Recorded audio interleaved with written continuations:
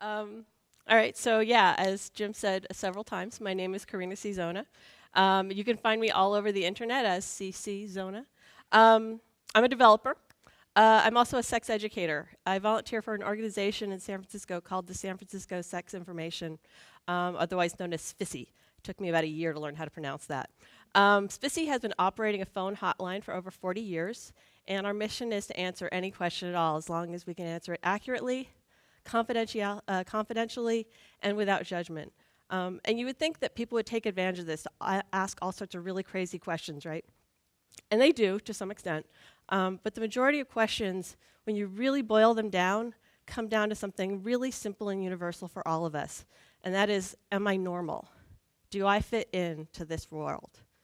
And that kind of fascinated me and got me thinking a lot about why we have to ask that question so often. So, as you know, I think a lot about how my two worlds overlap. They do.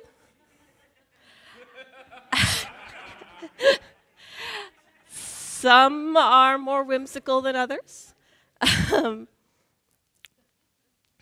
And I want to share something with you that was written by Sarah Dopp. Imagine walking through the world knowing that everyone's first assumptions about how you see yourself, who you love, what feels right for you are completely wrong. Now imagine signing up for a cool website and then being required to select an option from a drop-down menu that doesn't include anything that represents you. You'll feel defeated. You'll want to argue that whatever they think they're learning from that drop-down menu, it's not really true. You'll want to tell them that they're adding to your humiliation by making you do this. You'll want to tell them that they're missing a huge part of you. Users are giving pushback to assumptions that leave them out. And social apps in particular are being pressed to adjust. Facebook, Google, others, they're all having to deal with these questions, and they have been for years. And they're struggling. They're still trying to work it out. So if you've ever felt out of depth with this stuff, just know that you're not the only one. When developers talk about normalization, we're typically talking about databases, right? About computer science. But when dealing with human attributes, we're inherently dealing in the social sciences as well. Is that going to happen the whole time? We've gone through all of them. Okay. Yay! Thank you. All right, we're just going to pretend that there's only the one of them. That one's staying, cool. All right, so we also have this thing called sociological normalization, and conflating that computer science normalization and sociological normalization is going to work out fine as long as you only want users who can be among that select few who belong to the idealized norm. But most of us are going for a much broader user base than that, right? So what we lose track of is one of the core tenets of database normalization. We're supposed to mirror real-world concepts and how they interrelate. When the database is in tension with people's own real world, then it's not the people who need to be flexible, it's us. So why is this hard? At first glance, this stuff seems so easy because it's just forms. And we've done those a million times. But we're getting tripped up by some flawed premises. First premise, that deeply personal stuff about humans can be reduced to lists. Second, our assumption that canonical lists for these things always exist, or that at least surely we can make them. And the third problem is our faith that the first two problems here can be easily solved. Just add more list items. This is a real list. This is British Airways a few years ago. There's 122 of them, so we might have to stop at some point. Oh, yay. It's really easy to wind up looking this foolish. And this is what we try to do. And we haven't even solved a problem yet. Some people have more than one title, right? So what's a social network anyway? What is it in purely human terms? Well, it involves trust.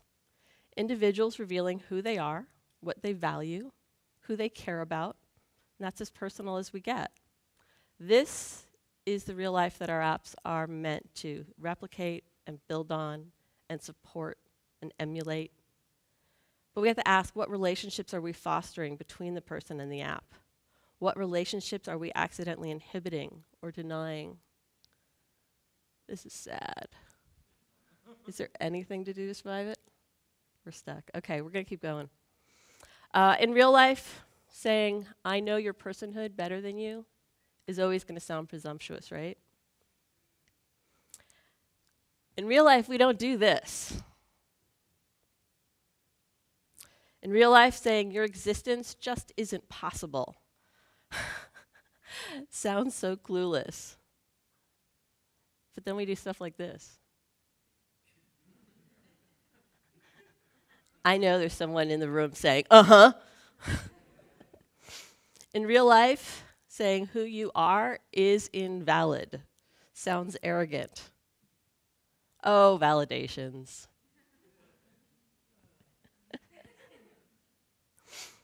Data modeling is psychology and it is philosophy. It reflects individuals' beliefs about reality. It doesn't reflect reality itself. It rejects reality's complexity and richness. It's not what we've set out to do. It's never what we set out to do. It's not the community that we seek to build.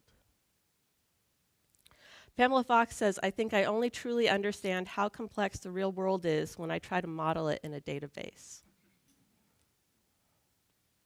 Postel's law reminds us to be conservative in what we do and to be liberal in what we accept from others. But are we taking that wisdom to heart? There are two kinds of schemas. First, there's mental schemas. These are our preconceived ideas about a framework for representing some sort of aspect of the world around us. And we use it as our system for organizing and perceiving new information as we bring it in. Database schemas are closely related to that. It's a mental schema. It's just translated into blueprints for a database.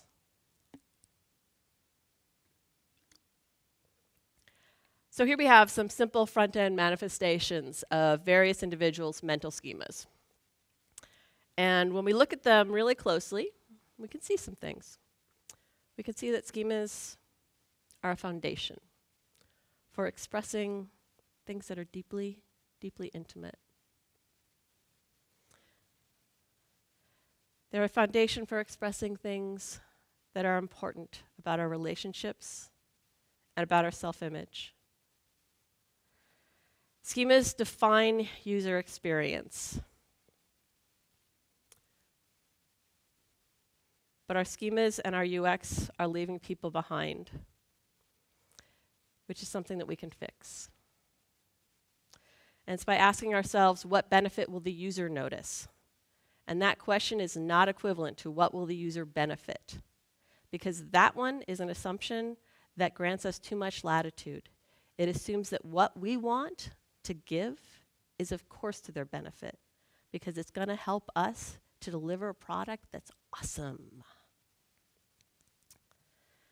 There isn't one way to deal with this. There isn't one right answer, because the nature of our dilemma is that users inherently vary, and so do their social worlds. So we always need to understand the varying approaches available to us and how they fit into different contexts, what trade-offs they bring, and we even have to deal with those obvious, really boring questions of how does this meet the business requirements? Checkboxes, radio buttons, select menus, ranges. These each imply that every single possible value can and will be included. If any value isn't included there, it's the real world being rejected because it didn't match up with our mental schema. Checking a box is just a one-step action, and entering a text string is not. So a free-form solution such as a text area or a text input just doesn't seem automatically exciting for us. But it can bring some really visible, meaningful benefits from the user's perspective and from ours. At Metafilter, gender has been a text field for over a decade. And initially, people really shuddered at that thought because the early crowd at Metafilter were a lot of them programmers themselves, and they hated the idea of dirty data collection. And that was for about 5 seconds. And then they jumped on board because they got to be creative and silly with things like XY and fella and queer, fembot, dangly bits, chicklet, sideburns, ambidextrous, member of the patriarchy.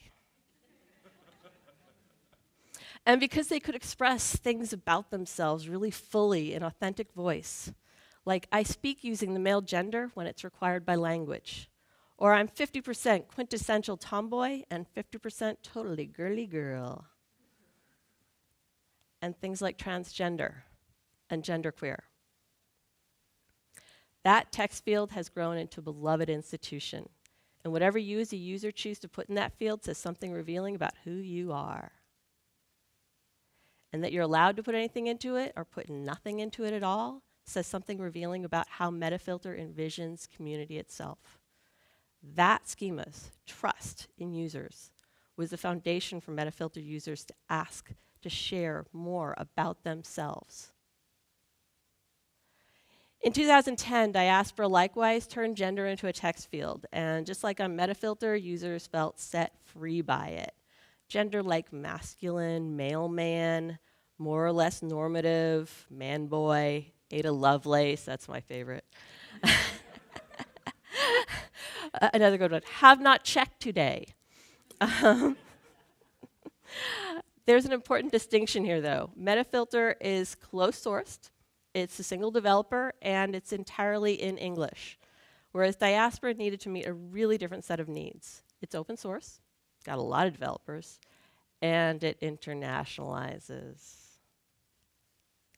So some of its developers were not amused. It's fair to object that this approach is going to wreak havoc on internationalization of pronouns. Here's what I've got to say about that. Internationalization is hell, period. There is no get out of jail free card. Get no safety net. Constraining gender options does nothing to solve the translation of languages. So don't be setting yourself up for trying to deal with internationalization that way. It will fail you. And if you're really thinking that boiling this question down to instead what's your legal gender is going to be an easy way out, we're going to have to talk about internationalization there too. Because this is the year that we had some lovely new advances. Indeterminate, that is going to become the legal gender on German birth certificates as of November 1st.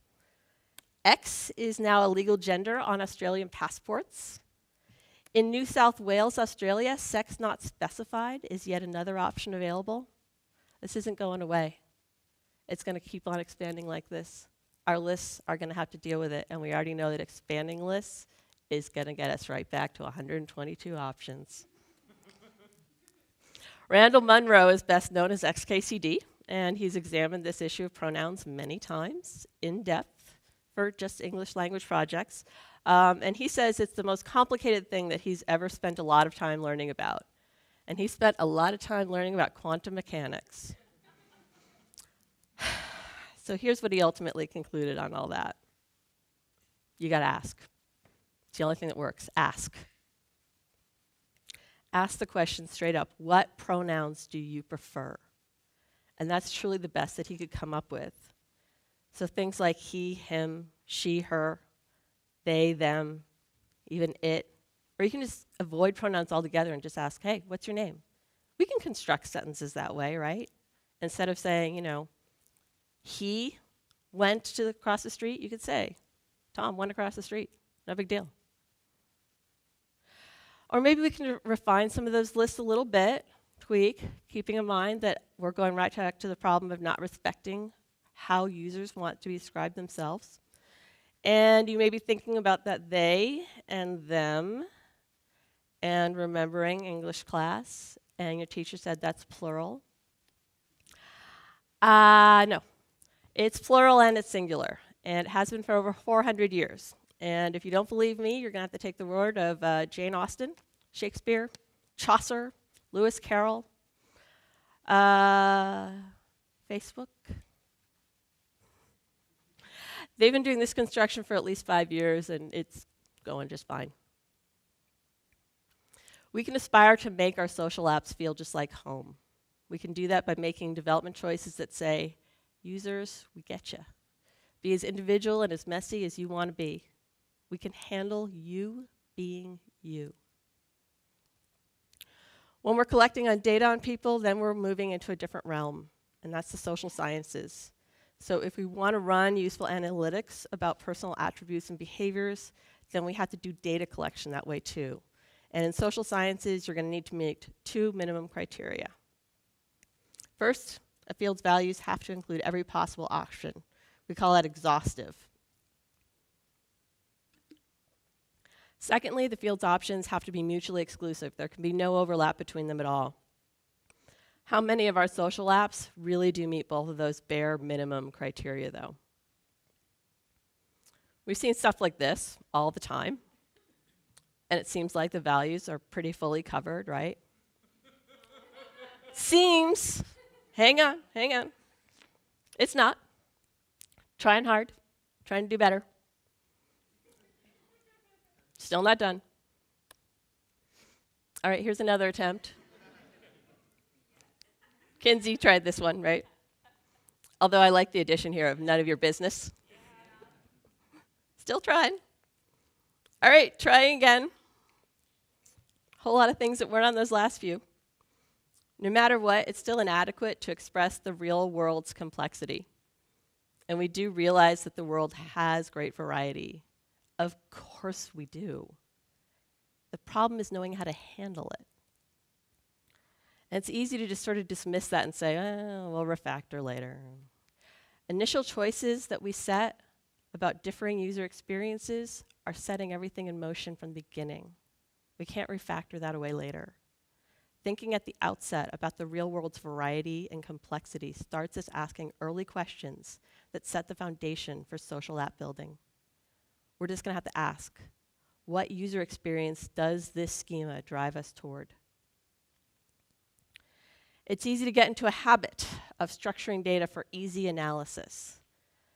And we can choose to look at human data from a really different perspective instead. We can step back, wallow in the user's perspective, because data serves other purposes. It doesn't have to be just for analysis. It can be sheer expressiveness. Data has character, it has individualism, it has distinctiveness. As developers, we have a vision of what a good code base should be, what it should not be.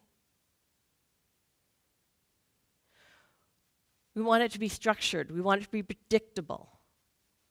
We try to have relational data. We want everything to be indexed, fast, searchable. And we always think we are going for exhaustive because we want everything to be so nice and easy to analyze, because we want ultimately to be able to build data-driven decisions. We love the sense of the empirical. Instead, what we do are a whole bunch of validations, and then we got to throw exceptions. We have all these conditionals and partials for them. We're doing all this premature optimization that nobody actually wants us to do, because we're not acknowledging cultural variability, individuals' variability, and that's always going to be a moving target. It's always changing. So we're making all these decisions based on false premises. We're data-driven in wrong directions.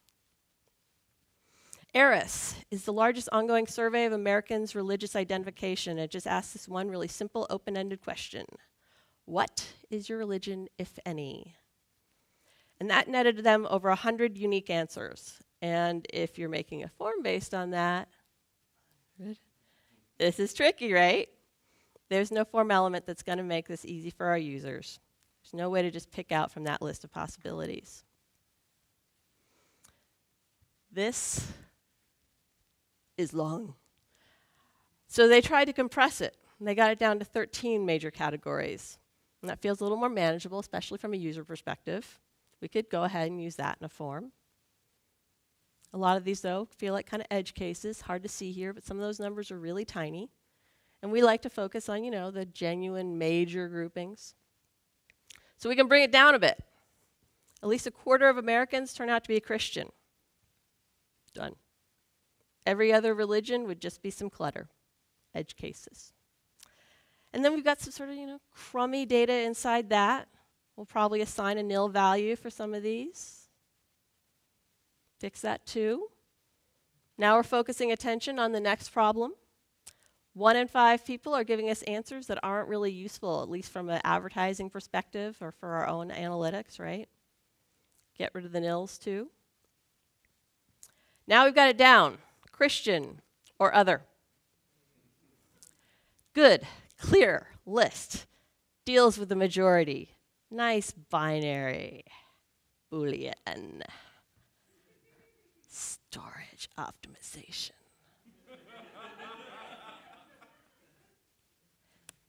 We don't do this. We don't do this. It covers the biggest categories. It seems like logic, and it leaves people out. We know how offensive this is. So why do we do it with other things that are just as personal? People are in edge cases.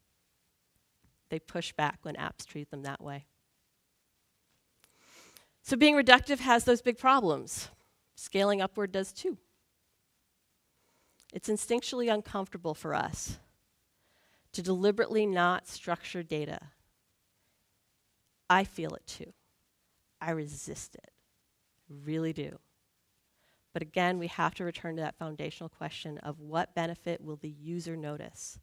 What identities are we going to say are okay with us? And we can strike some middle grounds on these things.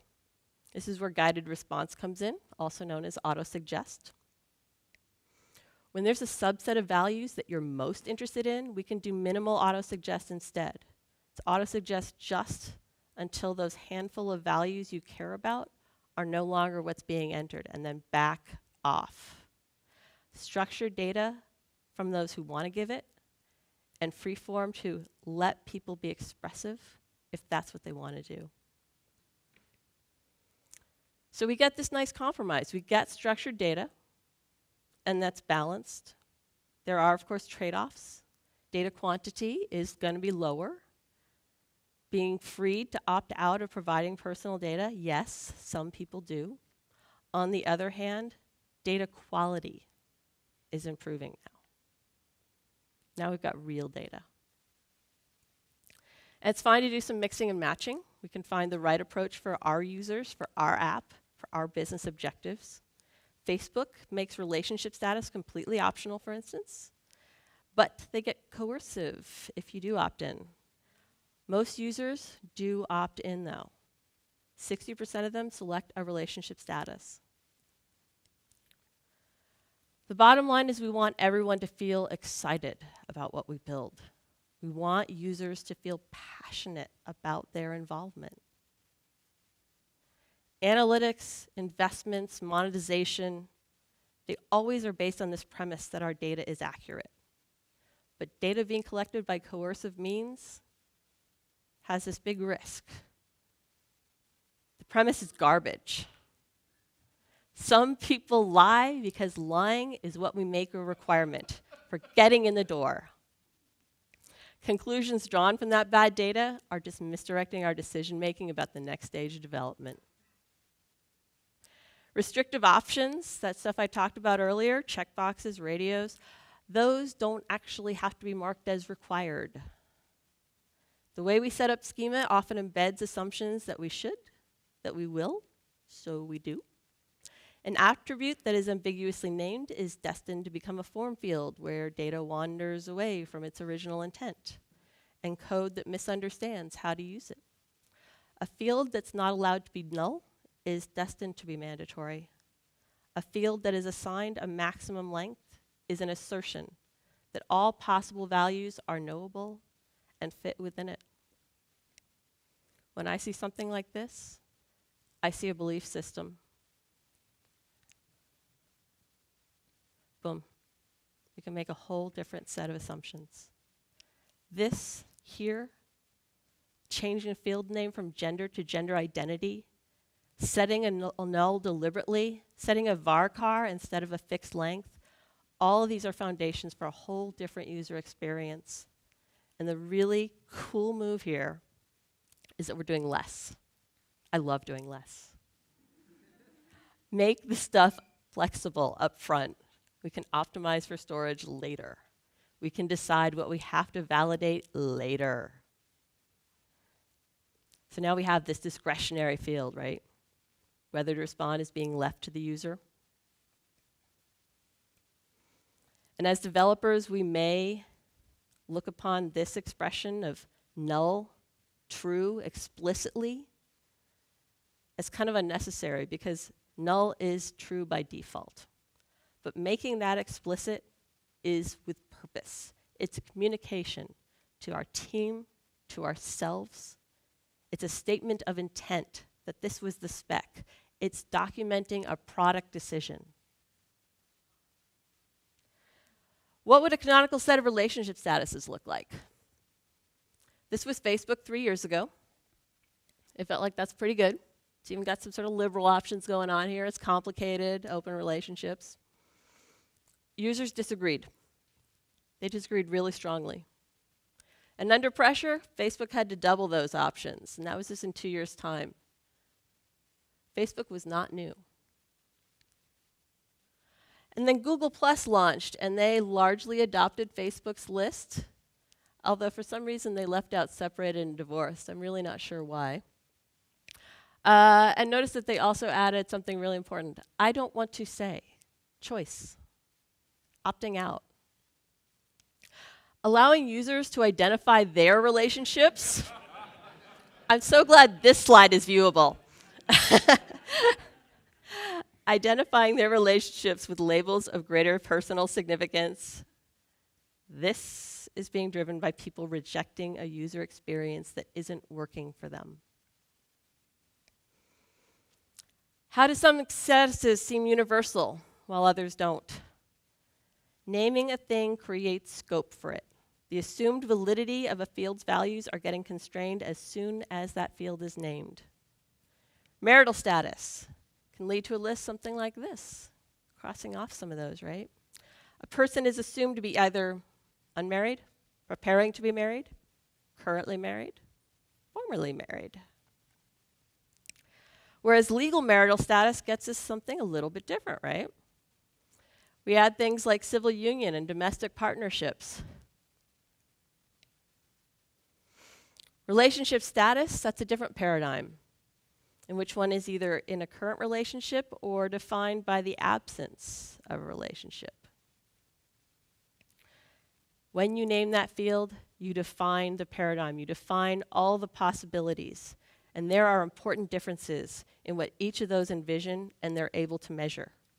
Naming fields with great specificity up front is what makes our analyses stronger, more powerful, more consistent, more valuable.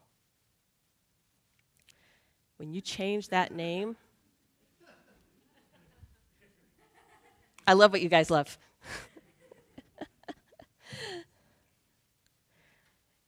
We go through life experiencing a whole lot of relationships, and they don't all have predetermined labels. They don't all have predetermined sequence. And new relationship identities don't necessarily leave old ones behind. Said one woman, I like to be truthful.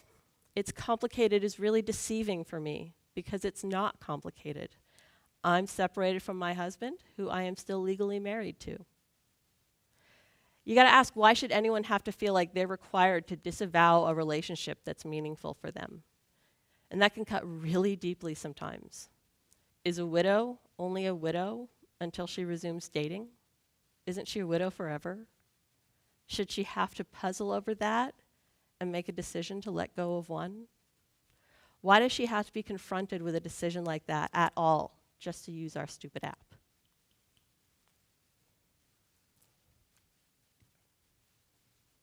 Spot the flaw.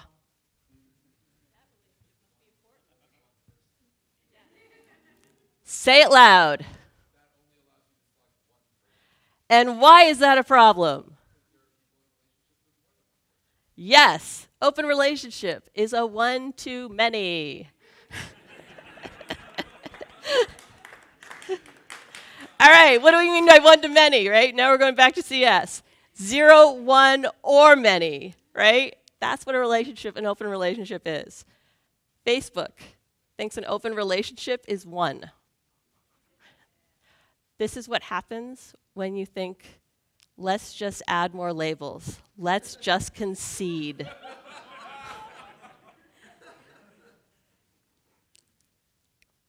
But it's not funny from that person's perspective. It's a schema forcing them to either look evasive or to be inauthentic. And that's what happens when we try to throw more labels at the problem instead of re-examining the schema's assumptions. When we don't give people means to express what's real and important for them, they just hack around us. A quarter of Facebook's users are married. Probably not. What they probably have is a best friend. Married for them is the nearest equivalent that they're allowed to have. That's the way that they can say, this person is the most important person in my life. Our dogged pursuit of nice, clean, crunchable data takes us to all the wrong places. It makes our users want to work against a system that doesn't acknowledge their lives' reality. As developers, our lines of code are building or breaking an app's community. So it's worth making some really conscious choices from the start and as we go. Modeling the real world is complex. That's okay. But assuming that we know who users are is surrendering our opportunity to learn who they are. Early constraints in schema net us crappy, misleading data. So we're going to keep those constraints out of human and social schema, at least at first. To gather enough initial response to do some data mining. Watch the data for a while. Keep an eye out for emergent trends. What discoveries can we make? How can those discoveries shape the app's growth and evolution? You don't have to stay with this, but it's a great starting point. Data quality improves when lies become merely optional, not required. Data becomes like the real world itself, rich and specific, so we can unearth the patterns that are undetectable when data is generic. We get to make discoveries. We get to re-envision possibilities. We get to adapt quickly, agile. And users' response to all this is engagement. It is passion. It's loyalty.